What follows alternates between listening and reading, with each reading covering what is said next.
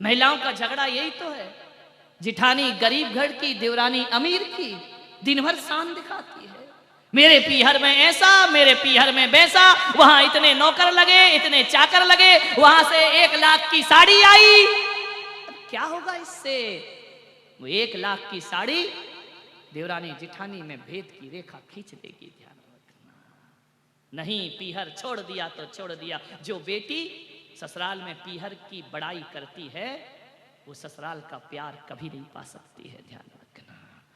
होना तो ये चाहिए कि जैसा परिवार और जैसा ससुराल मिला है, वही हमारे जीवन की उपलब्धि हुआ करती है।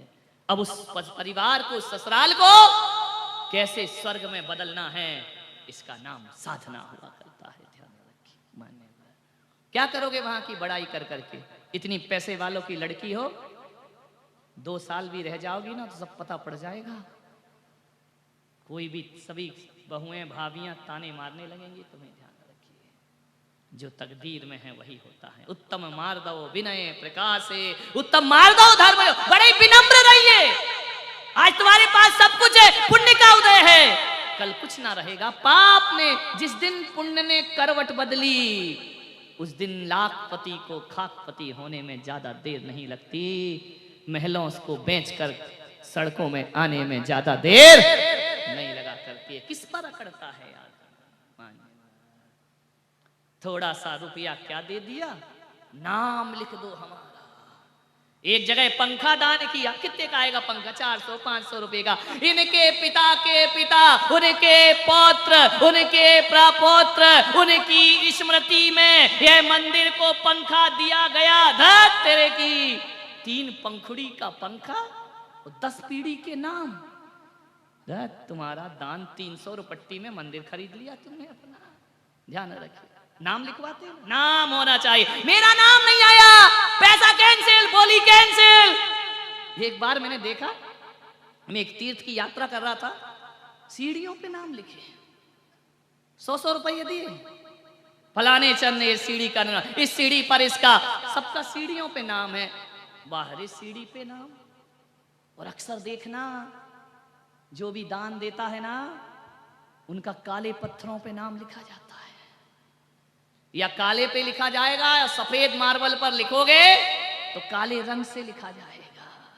सीढ़ियों पर लिखोगे, तलवे चाटते रहो सबकी जिंदगी भर। दत्त तेरे की 100 रुपए में जूते चाट रहे हैं पड़े पड़े अपनी जिंदगी के।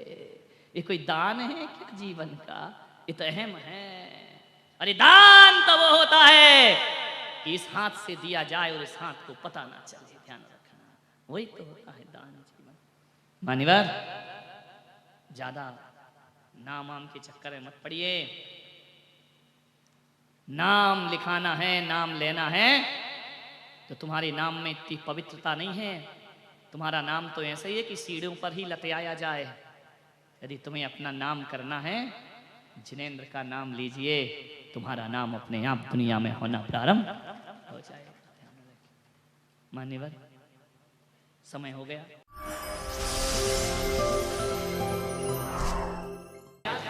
धवलता, महिलाओं का टेंशन दूर हुआ। पति तो और ज्यादा खुशी हो गए कि महाराज बहुत अच्छा किया।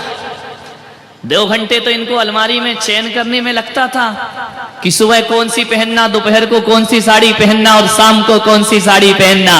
रंग दी संयम से चुनरिया, रंग दी त्याग से चुनरिया, ले लिया जीवन में साध्वी का भेष, ले लिया अपने जीवन में त्याग और संयम की साधना का रंग। ये धवल वस्त्र मन की कलुषता को मिटाने के वस्त्र हैं।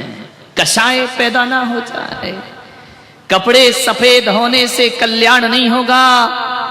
आज तुम्हें अपनी आत्मा को भी पावन और पवित्र बना करके रहना है, कलुषताओं से दूर रहना है। ध्यान रखिए, ऐसे सफेद वस्त्र जो आपने पहने हैं, अकेले वस्त्र नहीं बदलना मेरे भाई, भीतर का मन भी जो बदल लेता है, उसके जीवन में पर्युषण पर्व अवतरित हो जाते। चित्त को पवित्र करिए, मन को पवित्र करिए, सब विकल्पों को छोड़िए।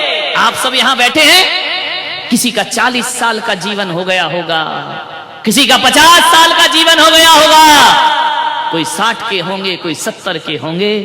हर बार पर्युषण पर्व मनाया, हर साल पर्युषण पर्व मनाया, लेकिन इस बार अजमेर वालों एक बात ध्यान रखना, 70 साल 50 साल 40 साल परिवार को सौंप दिए, रिश्ते नातों को सौंप दिए, संसार की रंगरलियों में बिता दिए। जो भी परिवार को रिश्ते नातों को दिया है, भाईचारे यार दोस्ती को दिया है, वह सारा का सारा समय व्यर्थ निकल गया।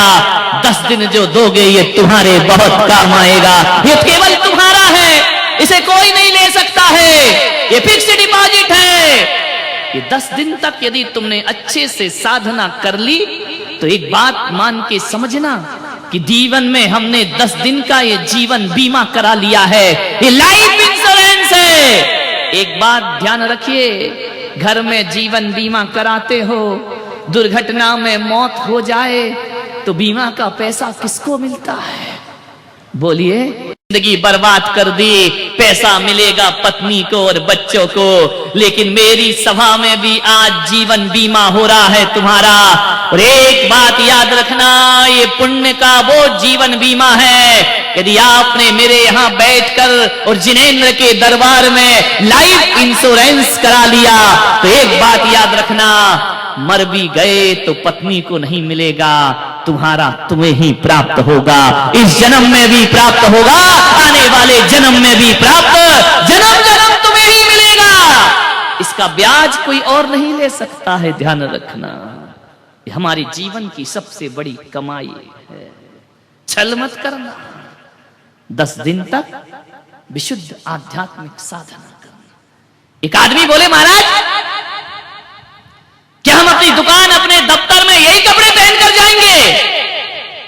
मैंने क्या कमाल कर दिया, अपना धर्म तो पहनने का ही नहीं है मेरे भाई, तुम्हें तो कम से कम ये पहना रहा हूं मैं तुमको, तो लोग क्या कहेंगे? पागल हो गया, ये जैनी लोग पागल हो गए, ये सफेद सफेद धोती दुपट्टों में कहां घूम रहे? ऐसा कोई नहीं कहेगा। जब ईद आती है, रमजान आता है, हर मुसलमान के सिर पर एक टोपी हुआ करती है, ध्यान रखिए। जब आता है सावन का महीना, हर हिंदू परंपरा भगवा पहनकर कांवड़ पर जल की यात्रा लेने जाता है। उसे देखकर लगता है कि इनका त्योहार आया है। आज तुम भी गुजरो सड़कों से, लोग कहेंगे जैनियों का त्योहार आया है, जैनियों का पर्व। इन पर मत देखो, ये तो बेचारे ताली बजाने को आए हैं, ध्यान। इन्हें देख के कौन कहेगा जैन साहब जा रहे हैं? यदि चले गए तो क्या दिक्कत है? अपनी संस्कृति, अपनी सभ्यता और अपनी परंपराओं में शर्म महसूस मत करो, इसमें गर्व महसूस करिए। आज महिलाएं यहां से घर जाएंगी, सफेद सफेद पूरे रोड में, ध्यान रखना, जो भी देखेगा कहेगा जरूर कोई साधक जा रही, कोई साधिकाएं जा रही है, ध्यान रखना। इससे इज्जत खराब नहीं होगी, लोगों के हृदय में आस्थाओं का स्थान तुमको प्राप्त हो जाएगा, ध्यान रखना। पर्युषण पर्व है, लगना चाहिए कि जैनों का कोई त्योहार आया है, लगना चाहिए कि तपस्वियों का कोई त्योहार आया है। सफेद वस्त्र जीवन के त्याग का प्रतीक है। ऐसा मत करना महिलाएं, संकल्प है तुम्हारा, ये नहीं कि घर गए तो रंगीन वस्त्र पहन लिए, दिन भर आपको यही पहनना है। 2 साड़ी किस लिए दी गई है? जो शिविर में उनको 2 मिलेंगी, अभी मिलेंगी, चिंता मत करो, मिलेगी, टेंशन मत। कितनी जल्दी प्राण निकले। एक महाराज पति की 1000 तो छुड़वा दी, तुम भी 2 नहीं दे रहे हो। मिलेंगी मिलेंगी, टेंशन मत लीजिए, समझ में आ रहा? सफेद एक साड़ी में कैसे रहोगी? एक में तो माता जी भी नहीं रहती, उसको भी 2 लगती है, ध्यान रखिए, विचार। सफेद चटाई पे सोना है, गद्दे पर नहीं सोना है, समझ में आ रहा? नहीं तो साधना के साथ छल हो जाएगा। बन जाइए एक दिन, चिल्लाते हो मां का लाल कैसा हो, पुलक सागर जैसा हो, पड़ोसी कहीं, तुम कब बनोगे? ध्यान रखिए, 10 दिन तो साधना करो, 10 दिन तो तपश्चर्या करो, 10 दिन तो देखो कि हमारी यारिकाएं कैसी रहती हैं। 10 दिन तो देखो आपके संत कैसे रहते हैं। क्या पूरी 100 साल 50 साल की जिंदगी में 10 दिन भी संत का जीवन नहीं जी सकते हो। 10 दिन इतना मुश्किल है। फिर जो जीवन भर साधु बने हैं उनकी निंदा करना आसान है, लेकिन संत का जीवन जीना बहुत कठिन काम हुआ करता है। अरे मुनि बनना कोई खेल नहीं है, बच्चों का तेल निकल जाता है। अच्छों का ध्यान रखिए। एक दिन नहीं होती साधना, 10 दिन सन्यास नहीं होता। जीवन भर सन्यास लेकर कैसे जीते हैं संत लोग।